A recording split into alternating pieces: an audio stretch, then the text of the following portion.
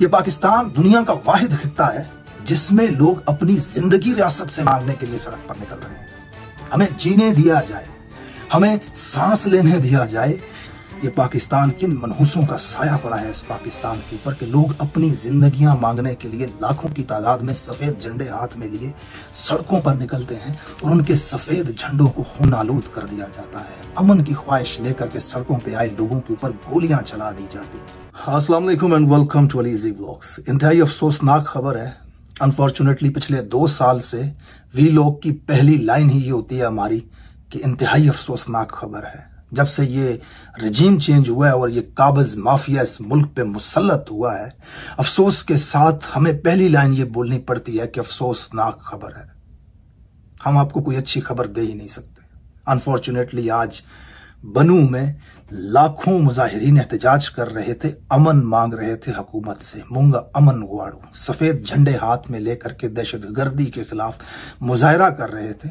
उन पर सीधे फायर खोल दिए गए, उनके सफेद अमन के झंडों को खून आलूद कर दिया गया। अभी तक रियासत के किसी इदारे की तरफ से कोई बयान नहीं आया कि ये फायरिंग किसने की और क्यों की, जबकि उस मुजाहरे के अंदर सेनेटर जो मौजूद थे मुश्ताक साहब, उनका एक बयान सोशल मीडिया पे सर्कुलेट हो रहा है। उनके मुताबिक ये फायरिंग किसने की है, जरा ये समाअत फरमाएं। फौज ने, सिक्योरिटी फोर्सेस ने स्ट्रेट फायर करके और अमन मुजाहिरीन लाखों की तादाद में लोग अमन के लिए निकले थे, सफेद झंडों के साथ निकले थे, उनके ऊपर स्ट्रेट फायर की है।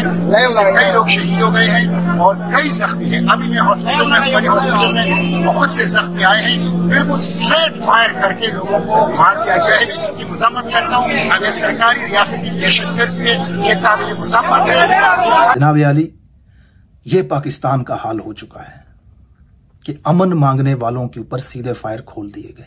दुनिया भर में एहतजाज होते हैं, मुजाहरे होते हैं, लोग अपने हकूक मांगने के लिए सड़क पर निकलते हैं।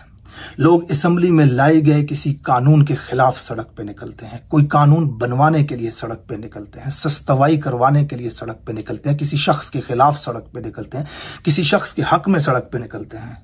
यह पाकिस्तान दुनिया का वाहिद खित्ता है जिसमें लोग अपनी जिंदगी रियासत से मांगने के लिए सड़क पर निकल रहे हैं।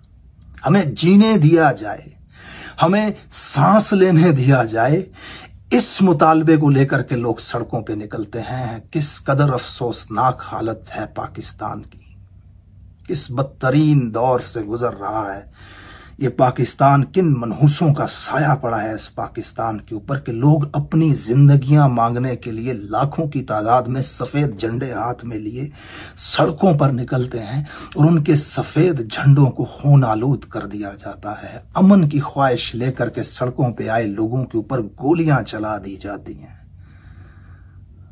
पाकिस्तानियों, आपकी हालत पे रोना आता है, आपकी किस्मत पे रोना आता है। आप जमीन के किस खित्ते में पैदा हुए हैं जहां पर जुल्म इस नहज पर पहुंच चुका हुआ है कि आप रियासत से अपनी जिंदगी मांगने के लिए सड़कों पर चिल्ला रहे हैं।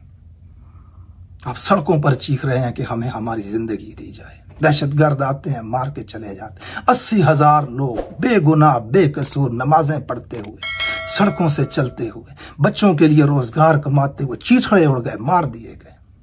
और आज अमन मांगते हुए ये लोग, वो फुटेजेस आ रही है मोटरसाइकिल के ऊपर 14-14 साल के बच्चे उठा के बिठा रहे, खून आलूद कपड़े, गोलियां मार दी गई, अस्पतालें भरी हुई हैं वहां पर। बनू की दलेर अवाम इस वक्त इस फायरिंग के बावजूद मजीद ताकत के साथ जमा है। जुमे की नमाज वहीं पे पढ़ेंगे और उन्होंने ऐलान किया है कि यह एहतजाज कोई और शक्ल इख्तियार करेगा। अल्लाह ताला पाकिस्तान के हक में बेहतर करे। मैंने आपको 1 साल पहले ट्विटर पे और अपने वीलॉग्स के जरिए बताया था, ये जो स्ट्रेटजी इस वक्त चल रही है इस काबिज माफिया की, गौर से सुनिएगा इस बात को। ये जान चुके हैं जरदारी, नवाज शरीफ एस्टैब्लिशमेंट, इन्हें पता है कि खैबर पख्तूनख्वा इस मुल्क का वो हिस्सा है जिसमें कम से कम अगले 50 साल तक तहरीक इंसाफ ने रहना है। वो जान चुके हैं अपने दुश्मनों को, उसके असरात पूरे मुल्क में हो रहे हैं। इस वक्त जो हालात हैं, एस्टैब्लिशमेंट, नून लीग, जरदारी, ये सिफर क्रेडिबिलिटी रह चुकी है अवाम की नजर में इनकी। ये बिल्कुल वही फार्मूला है जो 1971 में भुट्टो ने किया था। जब वो बांग्लादेश से बदतरीन शिकस्त हुई थी उसे और इक्तिदार हाथों से जाता हुआ नजर आया था, तो उसने कहा था जहन्नुम में जाएं सूअर के बच्चे, उधर तुम इधर हम। अपने इक्तिदार की लालच को बचाने के लिए मुल्क दो लख्त करवा दिया था। अब ये सोच रहे हैं कि पंजाब भी हमारे हाथ से चला जाएगा, क्यों ना खैबर पख्तूनख्वा को जाने दिया जाए। मुझे लगता है ये उसी की कड़ी है, ये वही साजिश है।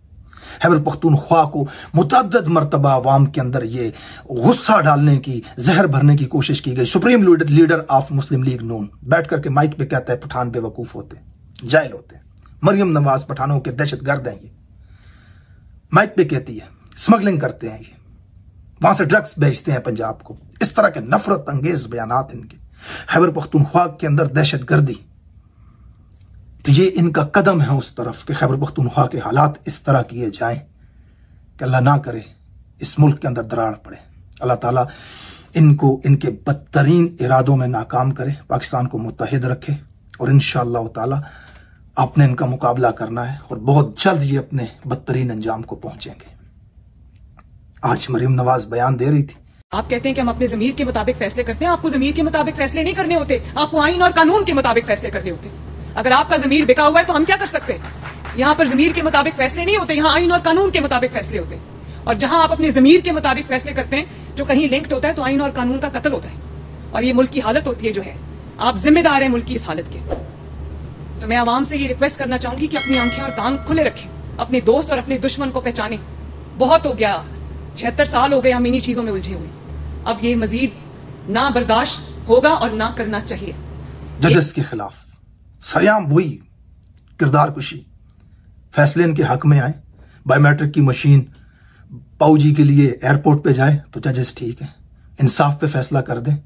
तो यह आकर के कहती है फैसले आपके ज़मीर के मुताबिक नहीं होने चाहिए, आइन और कानून के मुताबिक होने चाहिए, फैसले इंसाफ के मुताबिक होने चाहिए।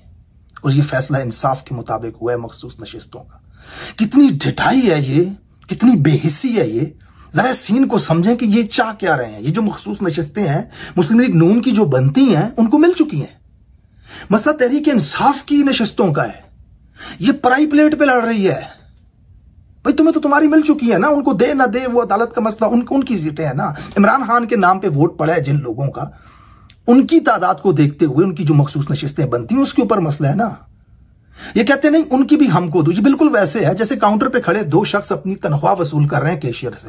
पहले को तनख्वाह मिल गई, दूसरे का कैशियर के साथ झगड़ा हो गया, कैशियर कहता है मैं तुम्हें तनख्वाह नहीं दूंगा।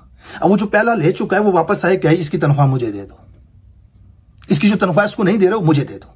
ये वो काम कर रही है स्टेज पे आकर के। पर तुम्हारा क्या तल्लक इमरान खान के लोगों से? नहीं भाई, इनको चाहिए है, इन्होंने 2/3 अक्सरियत बनानी है। 17 नशिस्तों के बाद लेने के बाद 17 नशिस्तों के साथ हुकूमत बनाना अपने आप में एक मौजज़ा है। दुनिया के लिए अजीब और गरीब खबर है ये कि 17 नशिस्तों के साथ कैसे हुकूमत बन गई। अब ये 17 नशिस्तों के साथ 2/3 अक्सरियत भी लेना चाहती है। कितनी हैरान कुन बात है ये। वो कहती है कि अवाम जिसको लाना चाहते हैं इक्तिदार में, अवाम को नहीं पता वो मुल्क के साथ मुखलिस नहीं है। मेरी बात माने, दोस्त और दुश्मन की पहचान करें, यह अवाम को कह रही है। पहली बात तो उन्होंने ये मान लिया कि अवाम इमरान खान को लाना चाहती है, इनको नहीं। अच्छी बात है। दूसरी बात कि हम इनका यकीन करें। मतलब यार, खुदा के 99 नामों के नीचे खड़े होकर के आपने झूठा हल्फ उठा लिया। आज भी इलेक्शन कमीशन की वेबसाइट पे जाओ, टेम्परिंग हुई हुई है, फॉर्म 47 हारे हुए हो आप।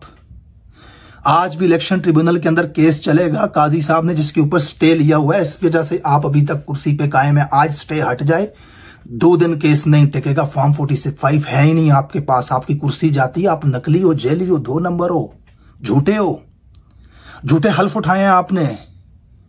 आपकी बात माने, ये 24 करोड़ 25 करोड़ अवाम का जो इज्तिमाई शऊर है वो आपके इतने से 2 पाव के जहन पे चलेगा।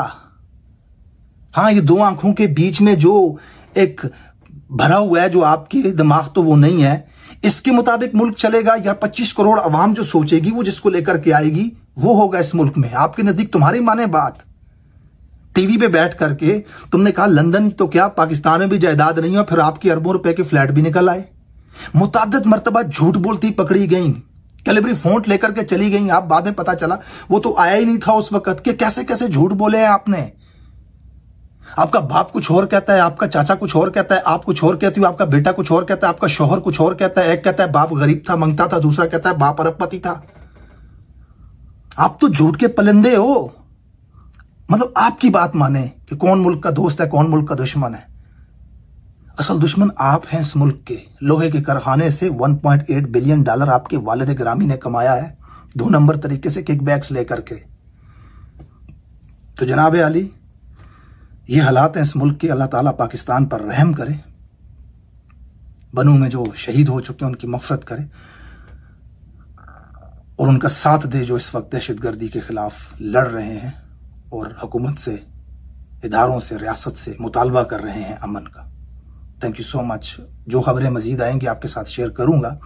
वीडियो को देखने के बाद इसे लाइक कर लीजिएगा, चैनल को जरूर सब्सक्राइब कीजिएगा। यह हमारे लिए मोटिवेशन होती है आपके साथ इंटरेक्ट करने के लिए। जो आपका फीडबैक होता है, कमेंट्स होते हैं, वो सारे मैं पढ़ता हूं, तो जरूर पार्टिसिपेट किया कीजिए इसमें। तो चैनल को सब्सक्राइब कीजिएगा। अपना बहुत सारा ख्याल रखिएगा। मिलते हैं अपने अगले व्लॉग में, तब तक के लिए अल्लाह हाफिज।